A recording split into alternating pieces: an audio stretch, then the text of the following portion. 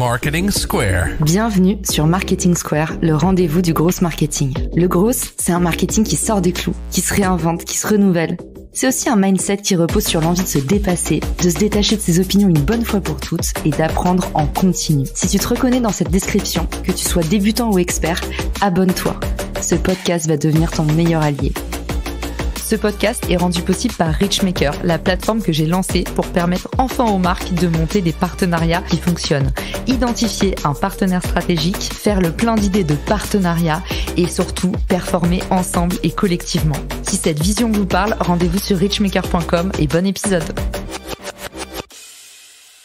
Bonjour à tous et bienvenue dans ce nouvel épisode de Marketing Square. Aujourd'hui, un épisode un petit peu à part. On va parler de bien-être, on va parler de nutrition parce qu'on va parler de productivité. Et finalement, Marketing Square, c'est le podcast de tous ceux qui veulent performer davantage au travail. J'ai le bonheur de recevoir Claire Poncet. Claire, elle est diététicienne spécialisée en psychonutrition et aujourd'hui, elle va nous dérouler les 7 conseils pour booster sa productivité via l'alimentation. Salut Claire, bienvenue dans le podcast.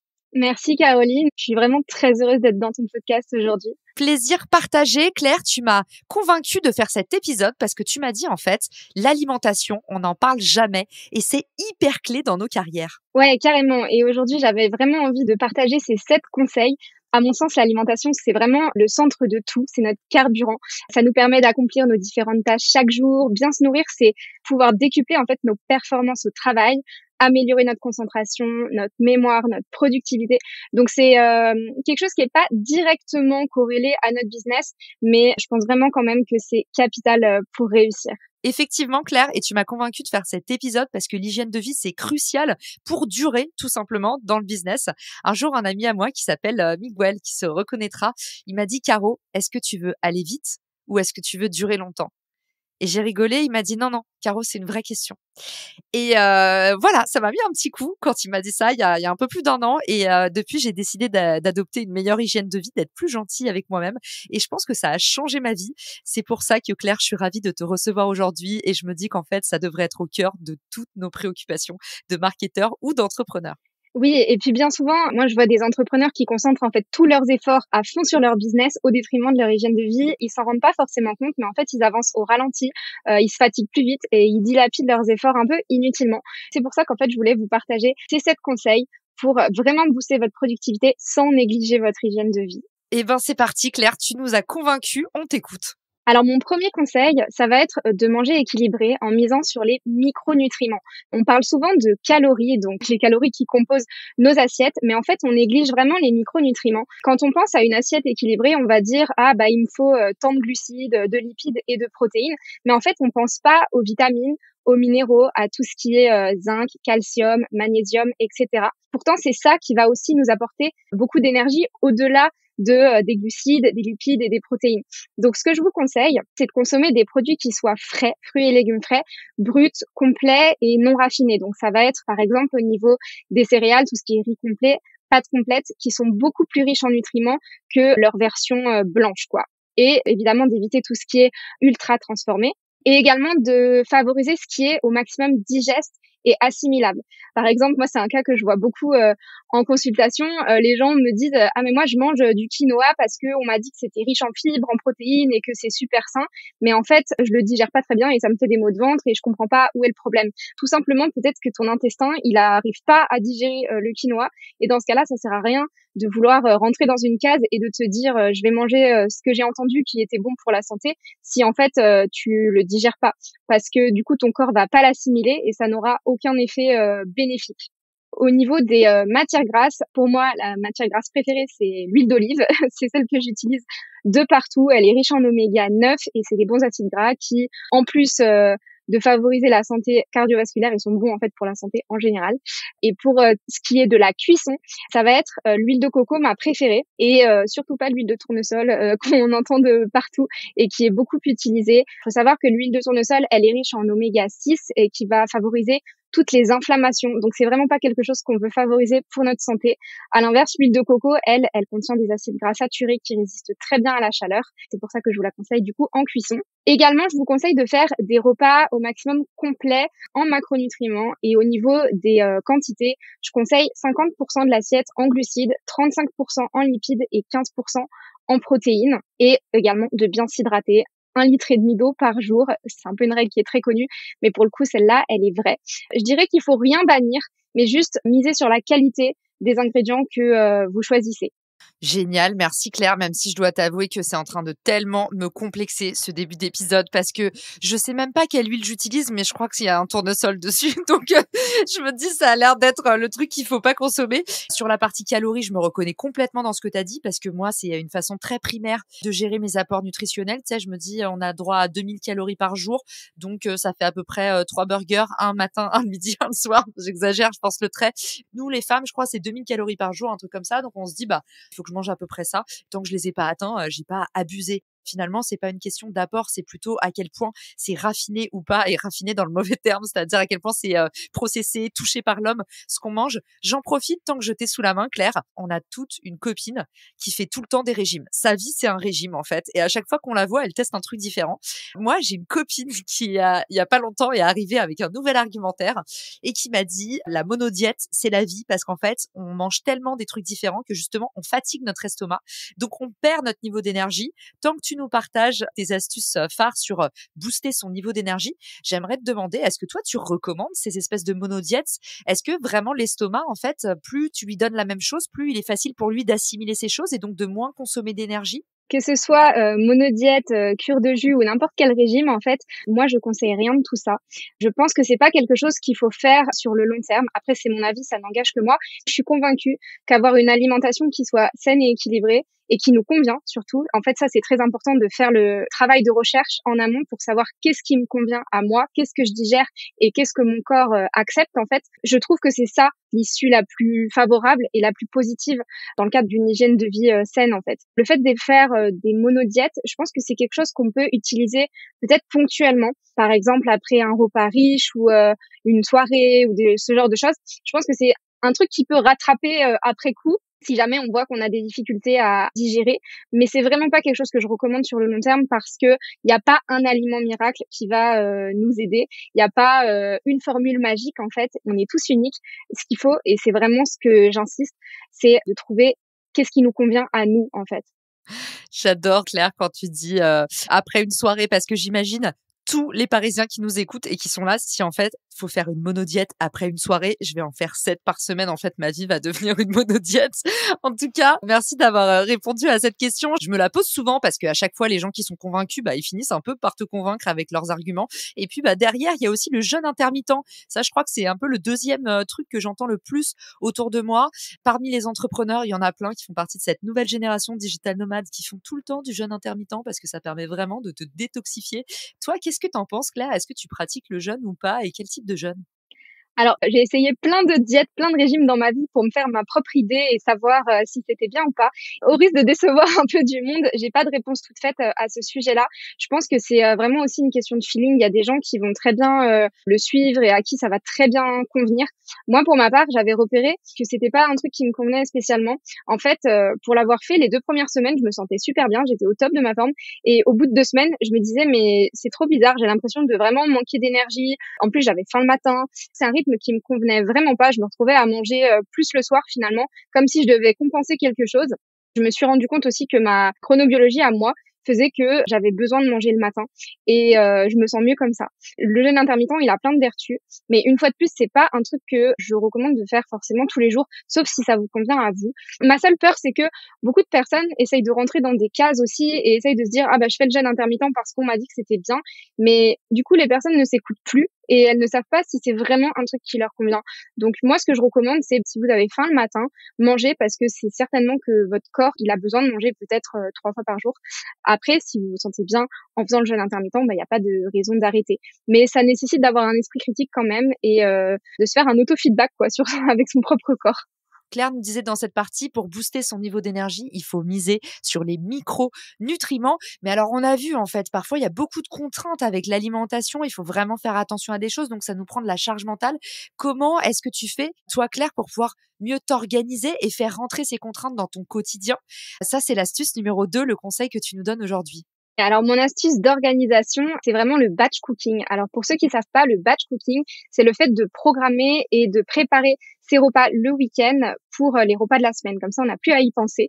Pour ça, vous allez organiser vos menus hebdomadaires de manière équilibrée. Vous allez réfléchir un petit peu le week-end à qu'est-ce que vous avez envie de manger et répartir un peu les aliments de façon à ce que vos repas restent quand même sains et équilibrés. En fait, vous allez tout simplement les mettre dans des récipients hermétiques, les conserver au frigo et comme ça, vous avez vos repas qui sont prêts pour la semaine. Maintenant, je sais qu'il y a une idée un peu reçue sur le batch cooking qui est ah mais du coup je vais manger la même chose tous les jours. Pour ma part, j'ai adopté une petite nuance à ce truc parce que c'est vrai que manger la même chose tous les jours, c'est pas forcément hyper ragoûtant. Moi, ce que je fais, c'est du semi-batch cooking, je l'ai appelé comme ça. Je vais cuisiner un petit peu tout ce qui est matière première, donc pâtes, riz, viande, poisson, œufs, etc. Et les légumes, je vais tout cuisiner séparément en fait le week-end. Comme ça, j'aurai plus qu'à les assembler le jour où j'ai envie de constituer mon repas et je suis sûre que je vais pas manger la même chose chaque jour. C'est-à-dire que si j'ai envie de faire pâtes plus haricots plus poulet par exemple et que le lendemain j'ai envie de faire ça avec un filet de poisson, j'ai pas mon repas qui est déjà tout assemblé quoi. Je pique les aliments dont j'ai envie, mais au moins je sais que je perds pas du temps à faire cuire 20 minutes mon riz ou voilà quoi. Il y a tout qui est prêt et j'ai plus qu'à assembler et à réchauffer. Ok, donc le batch cooking, toujours pareil avec la productivité, grouper ses actions et même en faire un peu un moment, un temps pour vous. Moi, je sais que ma meilleure amie, c'est un peu son moment à la cool le dimanche. Elle prévoit ses repas de la semaine. Et ce qui est cool aussi, c'est que ça empêche de grignoter. Voilà, ma meilleure amie, elle est très régime aussi. Et je sais que ça la cadre parce que du coup, elle s'achète ses courses. C'est plus les trucs impulsifs, tu sais, où tu vas au supermarché quand t'as les crocs et t'achètes tous les rayons gâteaux. Là, pour le coup, tu vois, elle prévoit, elle pèse ses aliments, machin. Et du coup, elle fait son batch cooking de la semaine. Et ça lui permet d'avoir une meilleure régulation de ce que tu manges. Tu cèdes pas aux fringales. Et ça, justement, on va en parler juste après dans ton astuce numéro 3, Claire, parce que l'alimentation, ça met parfois un peu de mauvaise humeur. Mon troisième conseil, justement, va être un peu relié à ça. Il faut savoir que tout ce qui est stress et fatigue, ça peut vraiment jouer sur notre morale, finalement. Ce qu'il faut bien comprendre, c'est qu'en fait, le stress chronique qu'on retrouve beaucoup dans le milieu du travail va à terme épuiser nos glandes surrénales. Les glandes surrénales, c'est des petites glandes endocrines que notre corps a, en fait, et qui produisent le cortisol, qu'on connaît surtout sous le nom de l'hormone du stress. Donc, nos glandes surrénales, elles sont très sollicitées en période de stress et le problème, si ce stress devient chronique, elles vont tout simplement s'épuiser et elles ne vont plus arriver à produire le cortisol et ça va nous amener tout simplement au burn-out. Donc pour vraiment protéger au maximum nos surrénales, j'ai quelques conseils à vous donner et le premier, ça va être de privilégier un petit déjeuner salé. Surtout ne pas sauter le petit déjeuner, il est super important. Prendre plutôt un petit déjeuner salé de type anglais, donc du pain, du beurre, du saumon fumé, des choses comme ça et des œufs et le prendre assez tôt, je dirais avant 8 heures du matin tout simplement parce que après avoir jeûné toute la nuit, le corps, il a besoin pour ne pas être en état de stress, de pouvoir être rassasié dès le matin. Donc ça tombe bien parce qu'on parlait du jeûne intermittent tout à l'heure.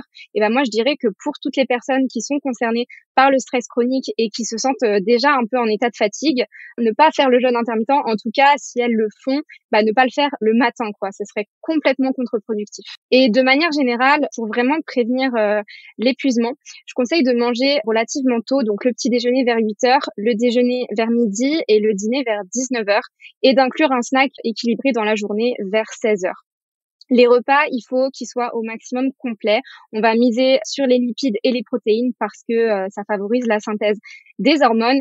Et surtout, ce qu'on va éviter au maximum de faire, c'est de grignoter des aliments sucrés. Encore pire s'ils sont pris de façon isolée. Ce qu'on veut aussi pour réguler toutes nos hormones, c'est stabiliser la glycémie, donc le taux de sucre dans le sang. Sinon, on va avoir des fringales, on va avoir des coups de pompe et on va pas vraiment se sentir bien. Si jamais après la fatigue, elle persiste, il faut pas hésiter à faire des analyses médicales, doser le fer, le magnésium, le zinc, l'iode. Si on fait des analyses un peu plus poussées, la vitamine B12, les hormones thyroïdiennes et évidemment le cortisol. Eh ben Claire, elle va tous nous envoyer chez le médecin en partenariat avec l'hôpital Robert Debré. Non, je rigole Claire, mais très bien, on a compris. En gros, si on sent qu'au final, même en changeant un peu son alimentation, son rythme de vie, en ralentissant, eh ben on est toujours crevé. Il faut peut-être aller chercher un petit peu plus loin, de façon un petit peu plus précise, et même se faire accompagner. On passe à l'astuce numéro 4. On parlait de prendre des repas, tu nous conseillais des heures fixes. Tu as d'autres préconisations à nous transmettre? Oui, alors c'est justement au sujet des repas. Le repas, c'est hyper important de prendre ce temps, en fait, pour déconnecter. Si on s'organise bien en amont, un repas, ça devrait nous prendre 20 à 30 minutes. Clairement, dans une journée, c'est pas grand-chose et je pense qu'on peut tous prendre le temps de déconnecter au moment où on mange pour mieux se remettre au travail l'après-midi. Le fait de déconnecter et de prendre ce temps pour soi, ça permet aussi de diminuer nos niveaux de stress en lien avec le conseil précédent que je viens de donner. Et on n'y pense pas forcément, mais en fait, les moments de pause, c'est aussi des moments où surgissent de nouvelles idées et donc indirectement, ils participent aussi à notre productivité. Donc évitez de manger devant les écrans, s'il vous plaît, et prenez un temps pour vraiment vous poser et manger plus en conscience. Et ça, moi, je plaide coupable. Je suis la première à pas réussir à bien déconnecter pendant les repas parce que souvent, en fait, le moment où j'ai une pause, un break, un repas, eh ben, c'est le moment où je peux me poser pour répondre à mes textos de la journée, prendre contact avec mes potes. Et en fait, avec l'expérience, je pense que on apprécie de plus en plus les moments de qualité, c'est-à-dire finalement, moins être dans ces micro-échanges du quotidien, mais qui sont finalement assez insipides et passer vraiment, vraiment du temps avec les autres, y compris avec soi-même. D'ailleurs, ça marche aussi. Sur la déconnexion, hyper important, surtout pour tous ceux qui écoutent le podcast, qui sont souvent un peu des accros à LinkedIn notamment. Parfois, on a du mal à décrocher. On a un sentiment de FOMO, Fear of Missing Out, qui est un peu fort dès qu'on n'a pas regardé sa dernière notif ou répondu à sa dernière mention. Voilà, personne vous en voudra si vous faites une pause. Au contraire, sur le long terme, votre corps vous dira merci. En parlant de prendre du temps pour soi, ça nous emmène déjà à l'astuce suivante. Évidemment, donc l'astuce numéro 5, ça va être de pratiquer une activité physique. Moi, je préconise au minimum 30 minutes par jour. Alors, j'ai pas dit forcément une activité sportive intensive, mais vraiment de l'activité physique. Ça peut être du yoga, ça peut être de la marche tout simplement. On a tous 30 minutes dans une journée pour se défouler et pour un peu recharger les batteries autrement.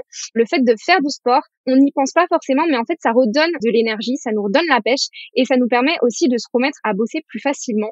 Parce que voilà, quand on est toute la journée devant notre ordinateur, à un moment donné, le cerveau, il commence à saturer et le fait de faire une pause et de bouger, ça fait circuler le sang dans le corps et c'est hyper important. Je conseille le sport, mais aussi les étirements. Le fait de faire du yoga, du stretching, ça peut être en début de journée ou en fin de journée, les deux si vous voulez. Ça permet aussi de procurer une détente musculaire et mentale. Donc les deux combinés, je pense que c'est hyper important pour la productivité. Si vraiment vous êtes un accro du travail, vous pouvez aussi optimiser votre temps de travail en bougeant. Moi, je sais que c'est un truc que je fais très souvent quand je veux faire des brainstorming avec moi-même. Je le fais en marchant, tout simplement. Comme je disais juste avant, ça permet aussi d'insuffler de nouvelles idées. Et c'est souvent à ce moment-là, en fait, quand je me promène, que j'ai des nouvelles idées qui surgissent dans ma tête. Voilà, petite astuce. C'est clair, aux États-Unis, ils sont fans des walking meetings. Ils font des meetings en marchant. Donc voilà, si vous avez des appels téléphoniques, c'est vrai qu'au lieu de rester chez soi comme un hamster dans sa roue, on peut aussi se dire, allez, là, il n'y a pas besoin de la visio. Je le fais en marchant et je vais un peu prendre l'air. Et pour aller encore plus loin dans le bien-être, Claire, tu en as encore sous le talon. Oui, alors en lien avec l'astuce numéro 3 que j'avais donnée sur le stress et l'épuisement, c'est vrai que pour certaines personnes, parfois revoir l'alimentation, ça suffit pas. Et dans ce cas-là, on va se diriger vers des plantes qui pourront aussi aider à apaiser le système nerveux. Donc, je conseille 3 plantes, notamment quand on traverse des épisodes de stress. Ça va être la mélisse, le bourgeon de figuier et l'aubépine. Ce sont 3 plantes qui vont apaiser le système nerveux et aider le corps à mieux réagir en phase de stress. Donc ces plantes, on peut les prendre sous forme d'infusion. Moi, c'est ce que je préfère parce que c'est une forme douce. Ça permet aussi de s'hydrater en même temps.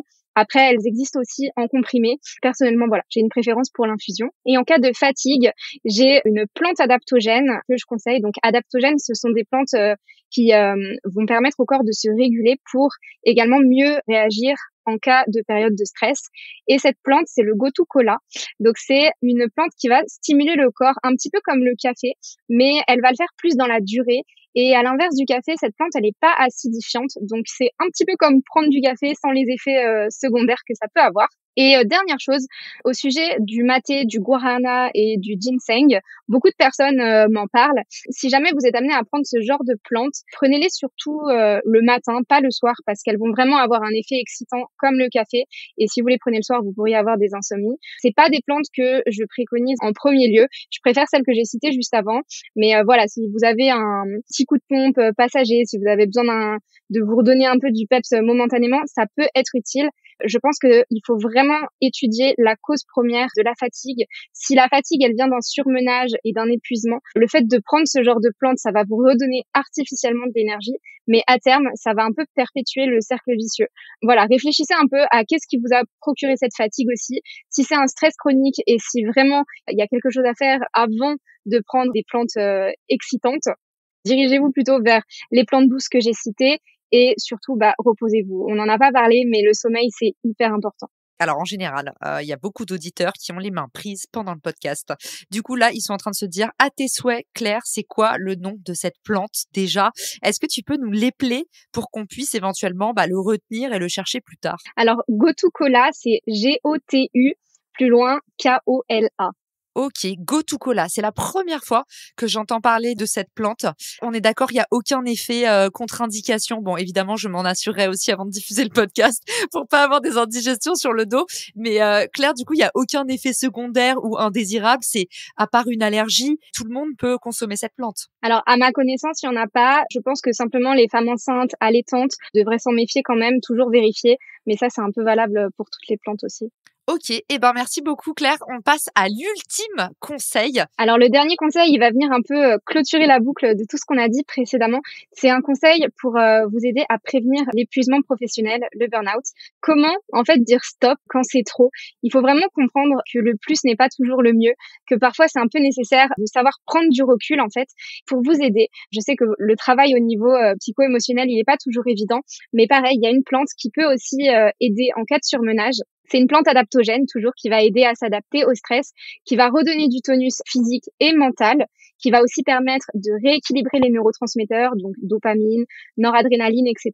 Et donc, ça va vraiment redonner de l'entrain, de la joie de vivre, de la motivation. Et cette plante, c'est la rhodiole. Elle est aussi connue pour avoir un effet antidépression. La seule contre-indication à cette plante, c'est toujours les femmes enceintes, allaitantes et les personnes qui pourraient avoir des troubles psychiques. Génial. Et alors du coup, Claire, où est-ce qu'on peut se procurer les plantes dont tu nous parles? Est-ce que tu as des petites astuces pour nous pour qu'on évite peut-être d'acheter sur Internet? Par exemple, les huiles essentielles, moi on m'a toujours dit, il les faut absolument bio à 100%. Est-ce que tu as aussi des recommandations pour tous ceux qui vont écouter le podcast et qui vont se dire, il me faut du Gotu-Kola ou bien je veux me procurer de la rhodiole? Où est-ce qu'on peut en trouver? Où est-ce qu'on est sûr de la qualité du produit? C'est vrai que les plantes comme la mélisse, l'aubépine qui sont maintenant assez répandues, les infusions sont trouvables en grande surface. On peut aussi les trouver en pharmacie et parapharmacie. Maintenant, pour des plantes un peu plus spécifiques comme le Gotu-Kola, la rhodiole, pour le coup, on trouvera ça plus en magasin bio. Et c'est vrai que à partir du moment où on prend des compléments sous forme de gélules, quand c'est des plantes, je conseille qu'elles soient bio, tout simplement parce que la concentration est beaucoup plus élevée que si on la prenait entière. Et dans ce cas-là, le fait qu'elle soit bio, c'est quand même vraiment un atout. Magasin biologique pour s'en procurer, et sinon, c'est vrai que je les trouve quand même sur Internet. Un site sur lequel je commande, sur lequel on peut vraiment trouver toutes sortes de plantes. Il y a du bio, il y a du pas bio. Après, il faut faire le tri. Mais c'est quand même un site qui propose un large choix de compléments alimentaires. C'est Onaterra. Onatera.com. Génial. Merci Claire pour ta recommandation complètement non sponsorisée. C'est que de l'amour et c'est ton petit site préféré. D'ailleurs, en parlant de site, où est-ce qu'on peut te retrouver, Claire, si on veut bénéficier d'autres conseils, suivre ton activité, se connecter avec toi? Alors, le meilleur moyen, c'est justement sur mon site, claireponcé.com. Je suis aussi très active sur Instagram, Claire Poncé avec le petit underscore.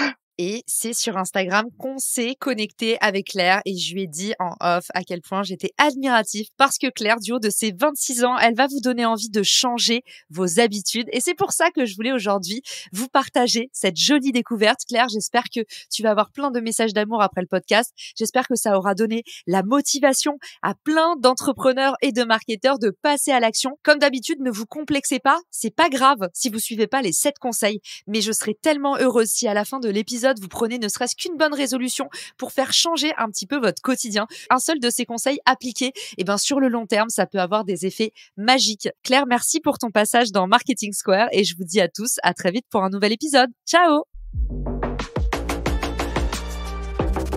Si cet épisode te plaît, tu peux le partager en me taguant ou lui laisser 5 étoiles sur Apple Podcasts. Marketing Square.